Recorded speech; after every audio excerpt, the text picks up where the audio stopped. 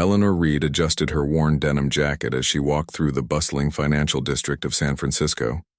At 35, she still preferred comfort over luxury, despite having access to the finest boutiques money could buy. The crisp October air carried the scent of the bay as she checked her watch, still 2 hours before Gabriel would arrive. 5 years of marriage to one of the city's wealthiest financiers hadn't changed Eleanor's Midwest sensibilities. Their anniversary tradition always followed the same pattern. She'd spend the day exploring the city she'd grown to love while Gabriel wrapped up whatever million-dollar deal he was orchestrating. Then they'd meet for dinner at a restaurant from the renowned Azure chain. This year was different. Instead of their usual spot overlooking the Golden Gate Bridge, Gabriel had booked their anniversary dinner at Azure's newest location in the heart of downtown, a place neither had visited before. "Just thought we'd try something new for our 5th, he'd said with that boyish smile that still made her heart skip. Eleanor remembered the day they'd met, her working as a children's book illustrator at a small publishing house, him stepping in to donate to their literacy program. He'd been drawn to her authenticity in a world where everyone wanted something from him. She'd been skeptical of his wealth but charmed by his genuine interest in her work. "I'm not trying to impress you with my bank account," he told her on their first date at a modest coffee shop. "I just want to know the woman who creates worlds with her paintbrush." 5 years later, their worlds had intertwined completely, though Eleanor remained steadfastly herself. She still drove her old Volvo, still shopped at farmers markets, still wore comfortable clothes that made her feel at home in her own skin. She paused outside the gleaming glass facade of Azure. The restaurant occupied the entire ground floor of a sleek skyscraper, its interior visible through floor-to-ceiling windows. Crystal chandeliers hung from high ceilings, casting prismatic light across white-clothed tables. Staff in impeccable black tuxedos glided between tables carrying silver trays. Eleanor touched the small gift box in her pocket. A vintage watch she'd found for Gabriel. Nothing extravagant by his standards, but meaningful, engraved with coordinates of where they'd first met. Taking a deep breath, she pulled open the heavy glass door. She'd arrived early to ensure everything would be perfect for their anniversary. What she couldn't know was that stepping into Azure would set in motion a chain of events that would make this anniversary unforgettable for all the wrong reasons. The hostess station at Azure was a masterpiece of polished mahogany and subtle lighting, designed to make an immediate impression. Behind it stood a blonde woman with a perfect chignon and an even more perfect smile, the kind that never quite reached her eyes. Her name tag read Olivia, and her gaze traveled critically over Eleanor's denim jacket, casual blouse, and minimal makeup. "Can I help you?" Olivia asked, her tone suggesting she doubted she could. "I have a reservation," Eleanor replied. "Well, my husband does. Under Westbrook, Gabriel Westbrook for 7 hours. Olivia's manicured finger scrolled through the tablet before her eyebrows lifting slightly when she found the name. "That reservation is for 7 ho. It's only 5:15. I know I'm early. I thought I might have a drink at the bar while I wait." The hostess's smile tightened. "The bar is reserved for patrons with confirmed seating."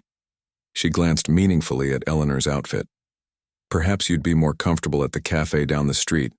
We can call you when your husband arrives." The way she said husband carried an unmistakable note of disbelief. Eleanor straightened her shoulders. "I'm happy to wait here, thank you." Olivia exchanged glances with a passing waiter, a tall young man with slicked back hair who raised his eyebrows in silent communication. He approached, adjusting his bow tie. "Is there a problem, Olivia?" His name tag identified him as Finn. "This woman claims she's meeting Gabriel Westbrook at 7 go. The emphasis wasn't subtle. Finn gave Eleanor an appraising look. "Gabriel Westbrook, the investment mogul?" "Yes," Eleanor said simply. "And you're his wife?" Finn's lips twitched. "Yes," Eleanor finished firmly. The two exchanged another glance before Finn gestured toward a small table near the kitchen doors, the worst seat in the restaurant. "Perhaps Madam would like to wait here. We're quite busy preparing for our dinner service." Eleanor followed him past dozens of empty, perfectly set tables. The restaurant wouldn't open to the public for another 45 minutes, but staff were busy polishing glasses and arranging flowers. Several looked up as she passed, their expressions ranging from curiosity to amusement. "Can I get you something while you wait?" Finn asked as she settled into the chair. "Water, perhaps?" The way he emphasized water made it clear he didn't expect her to order anything else. "A gin and tonic would be nice," Eleanor replied, keeping her voice level. "Of course." Finn nodded, a half smile playing at his lips. "I'll need to see a credit card for the tab." Eleanor had been married to Gabriel long enough to recognize the subtle insults of the wealthy world. This wasn't about her denim jacket. It was about power, about belonging. She slid her black card across the table without comment. Finn's expression faltered momentarily as he took the card. "I'll be right back with your drink." As he walked away, Eleanor noticed 3 other staff members at the service station watching her, their heads bent together in conversation. One laughed behind his hand, and the blonde server with them smiled broadly. Eleanor recognized these looks, these reactions. She'd seen them countless times at charity galas and company events, until Gabriel would arrive at her side, and suddenly everyone would remember their manners. She gazed around the restaurant, taking in its opulent decor. Carved wooden panels framed museum-quality artwork. Fresh orchids adorned every table. The glassware sparkled like diamonds under the custom lighting. This was a place designed to make some people feel special, and others feel unworthy. Eleanor took a deep breath. The evening was just beginning, and Gabriel wouldn't arrive for another hour and 45 minutes. She straightened her denim jacket and prepared for what promised to be a very long wait. The gin and tonic arrived 20 minutes later, lukewarm and weak. Finn set it down with barely concealed contempt. "Compliments of the bar," he said, though Eleanor had seen the bartender pour it and set it aside immediately after making it. "Thank you," she replied, taking a sip and hiding her reaction to the watered-down drink. "Could I see a menu, please?" "The kitchen doesn't open until 6 am," Finn responded immediately, "and we're fully booked tonight. Your reservation isn't until 7 now." By now, the staff's interest in her had evolved from casual dismissal to active entertainment. 2 servers, the blonde woman from earlier, whose name tag read Zoe, and a young man with copper hair, kept finding reasons to pass by her table. Zoe approached with an affected smile. "Is everything all right over here?" she asked loudly enough for her colleagues to hear. "Finding everything comfortable?" "Yes, thank you," Eleanor answered politely. Zoe nodded, toward Eleanor's jacket. "We do have a coat check if you'd like to upgrade your appearance." The copper-haired waiter snickered, not bothering to hide his amusement. Eleanor felt her cheeks warm but kept her expression neutral. She'd faced far worse than these petty jabs during her journey from middle-class illustrator to billionaire's wife. "I'm fine, thank you." As Zoe walked away, Eleanor heard her mutter to her colleague, "Probably some gold digger who got lucky. Westbrook could have at least bought her decent clothes." The restaurant was beginning to fill with early diners, all impeccably dressed in evening wear or tailored business attire. Several cast curious glances at Eleanor in her casual clothes, seated at the worst table. A woman in a designer suit whispered something to her companion, both turning to stare. Finn appeared again, hovering beside her table. "Are you sure you have the right restaurant? There's a casual bistro just down the block that might be more suitable." "I'm in the right place," Eleanor said, her patience wearing thin. "My husband made this reservation personally." "Of course. He did," Finn replied with exaggerated politeness. "And Mr. Westbrook will be joining you soon, I'm sure." Eleanor checked her watch. Still an hour before Gabriel would arrive. The restaurant was filling quickly now, the ambient noise growing, as patrons chatted over appetizers and cocktails. She noticed Olivia escorting a middle-aged couple to a prime table by the window. The table Eleanor knew would be theirs at 7:00. A new server appeared, the tall African-American man who'd been laughing earlier. His name tag read Leo. "I've been asked to take over your service," he announced with barely disguised amusement, "though I understand you're just waiting." "That's right," Eleanor replied, finishing her diluted drink. "I'd like another gin and tonic, please. A proper one, this." Time. Leo raised his eyebrows. A proper one? Yes. Hendrick's gin if you have it. 3 parts gin to 1 part tonic. Cucumber garnish, not lime. Her specific request seemed to unsettle him momentarily. I'll check with the bar. As he walked away, Eleanor overheard him join a group of servers who had gathered near the service station. They weren't even trying to hide their stares now. She's ordering Hendrick's like she owns the place, Leo told them, triggering a round of laughter. Did you see that jacket? Zoe added. Probably bought it at a thrift store. $10 says, she's got the wrong night. Westbrook isn't coming. Finn chimed in. Their laughter echoed across the restaurant, drawing more attention to Eleanor's isolated table. A few patrons were now openly watching the drama unfold, some with discomfort, others with the same elitist amusement as the staff. The restaurant manager, a thin man with salt and pepper hair and wire-rimmed glasses, approached the group of servers, speaking in hushed tones. He glanced over at Eleanor, frowning slightly before returning to his conversation. Eleanor sat straight-backed in her chair, refusing to show how deeply their mockery cut. She'd grown up in a small Midwest town where people judged you by your character, not your clothes. Gabriel understood that about her. It was why he'd fallen in love with her authenticity in a world of facades. Her new drink arrived, this time properly made. Leo set it down with exaggerated ceremony. Your Hendrick's gin and tonic, madam. Will there be anything else while you continue waiting? No, thank you. As he walked away, Eleanor heard him say to Zoe, the Westbrook reservation. Right. I'll believe it when I see it. Eleanor took a slow sip of her drink, keenly aware of the growing spectacle she had become. The whispers, the stares, the barely concealed laughter, all because she didn't fit their image of who belonged in this temple to wealth and status. Little did they know in less than an hour everything would change. The restaurant was now in full swing, every table occupied by San Francisco's elite.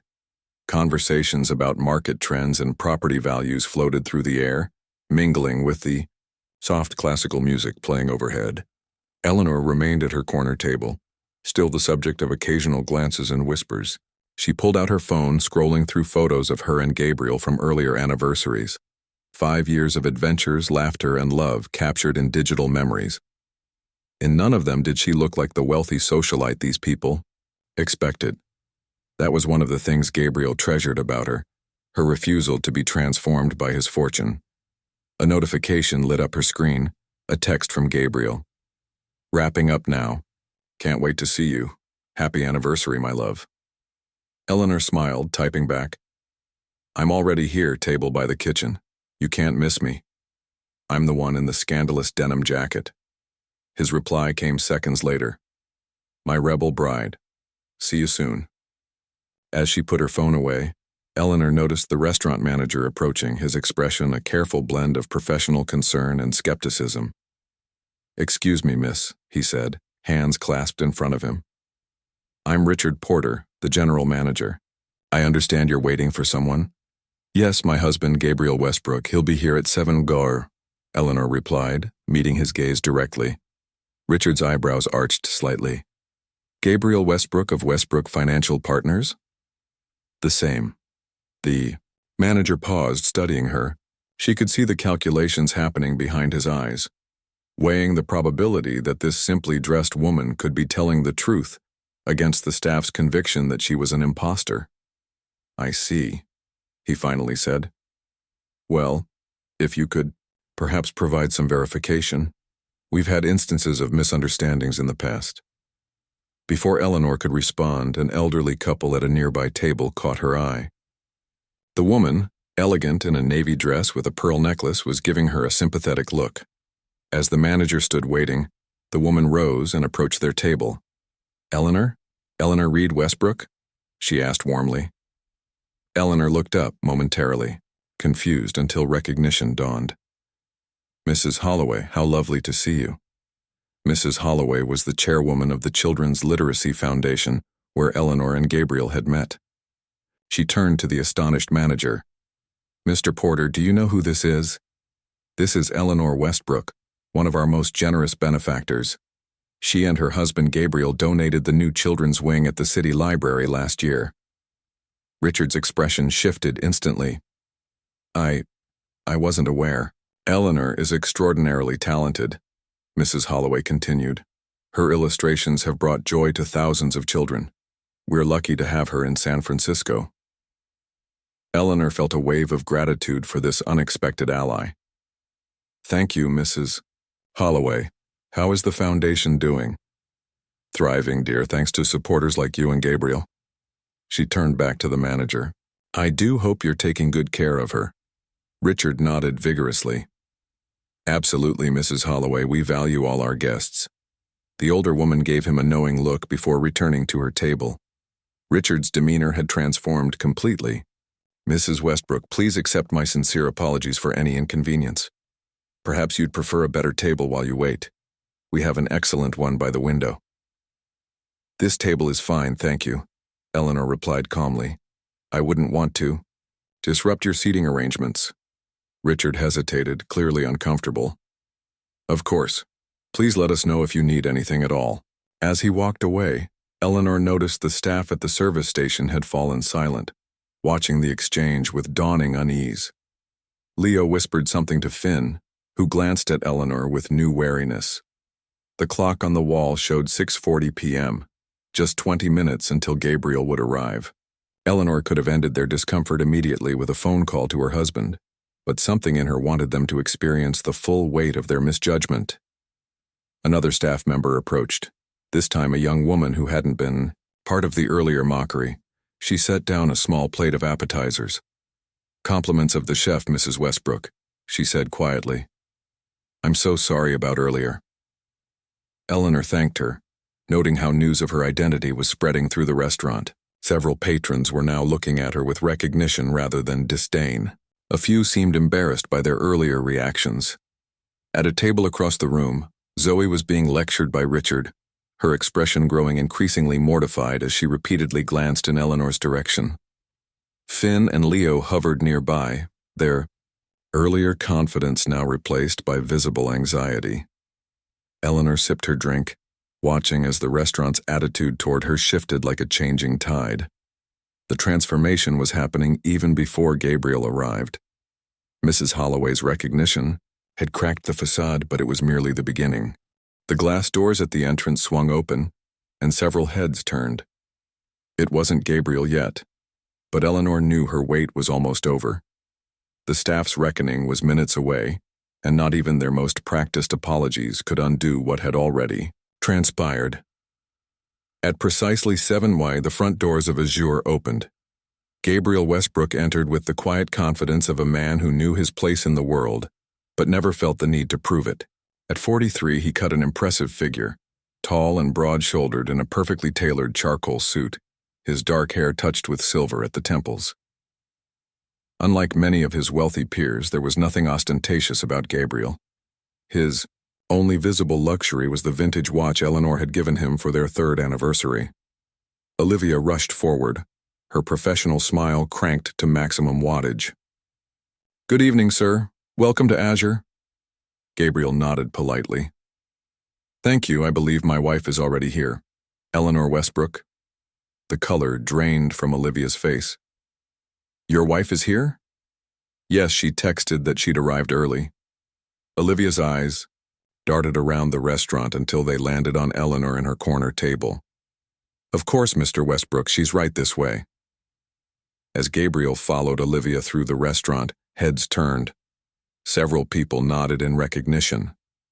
Gabriel Westbrook was a fixture in San Francisco's financial world, known not just for his wealth but for his ethical business practices and philanthropic work. Eleanor watched as they approached, noting how the staff scattered like startled birds from their path. The expressions on their faces would have been comical if they hadn't spent the last 2 hours treating her like an unwelcome intruder. Gabriel's face lit up when he saw her.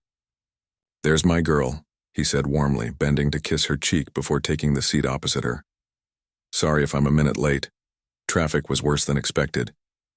You're right on time, Eleanor replied, smiling.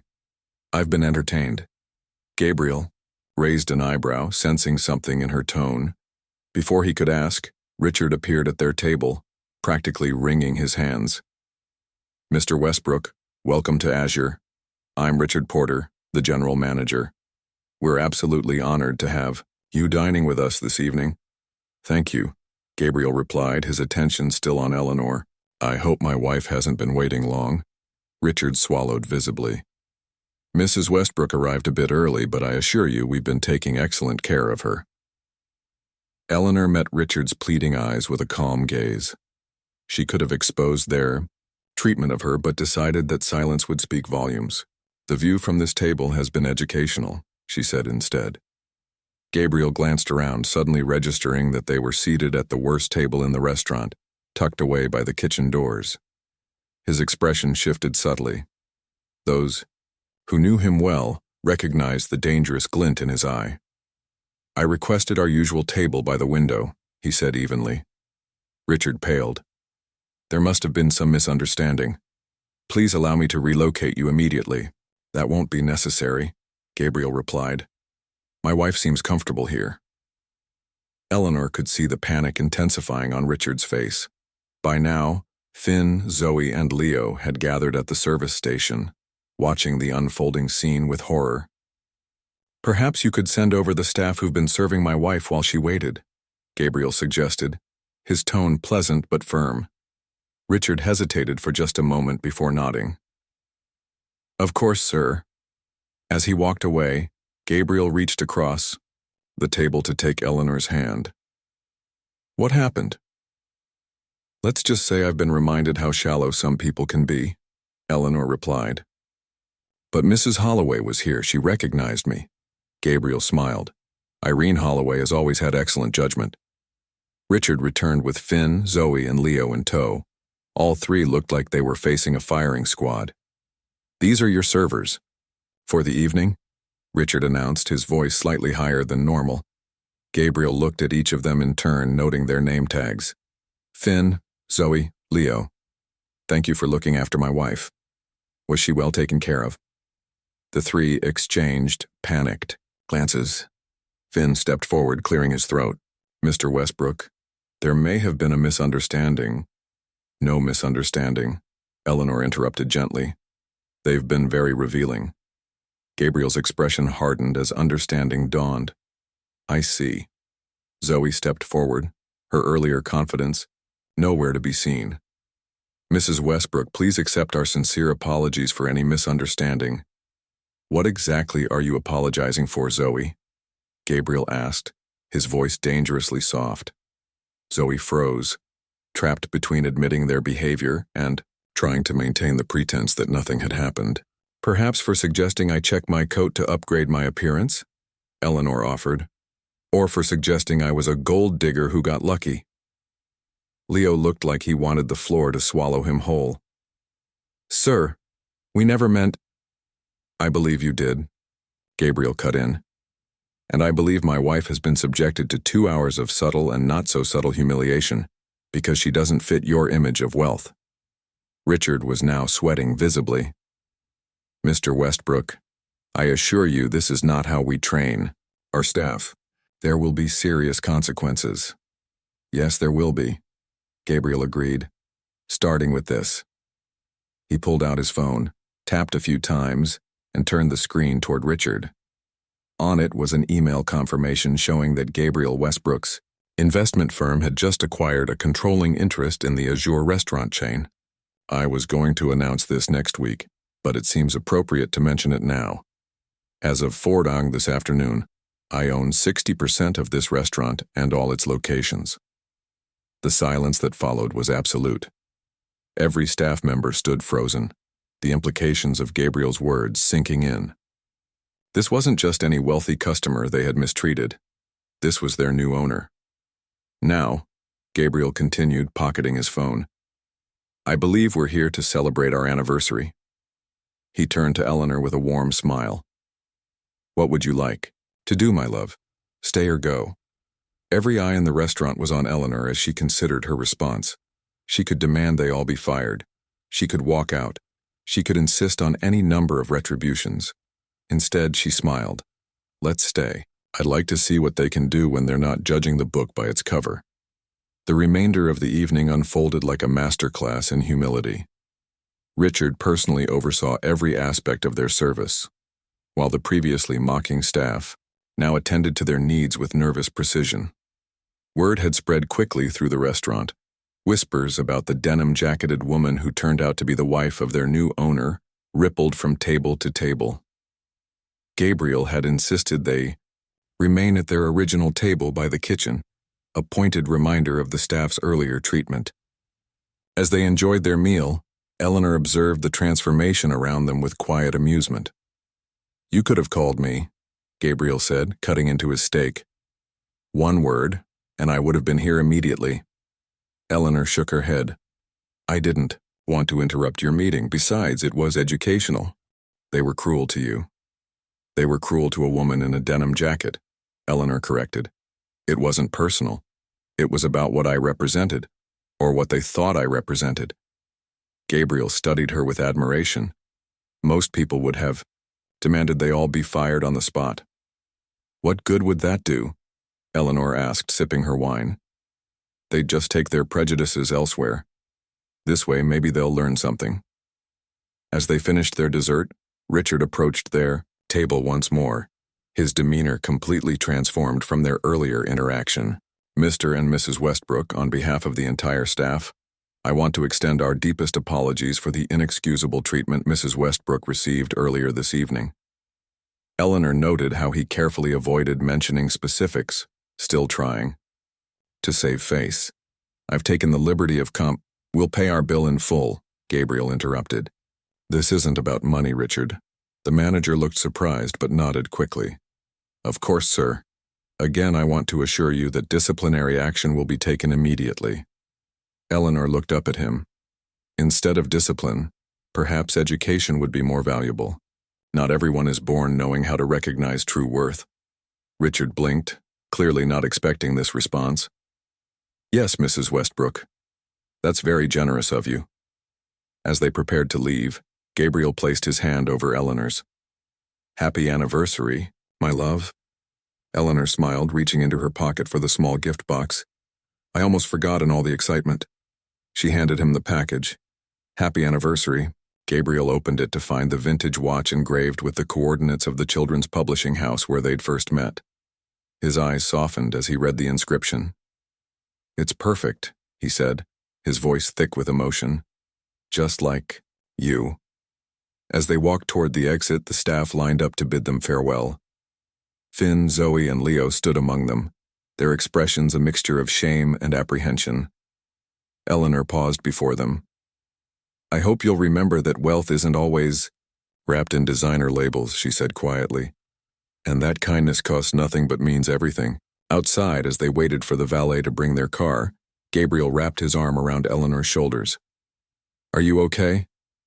Eleanor leaned into him, watching the glittering San Francisco skyline. "I'm fine. Better than fine, actually. It's good to be reminded occasionally of who you are and what really matters." "And what matters to you, Eleanor Westbrook?" he asked, though he already knew the answer.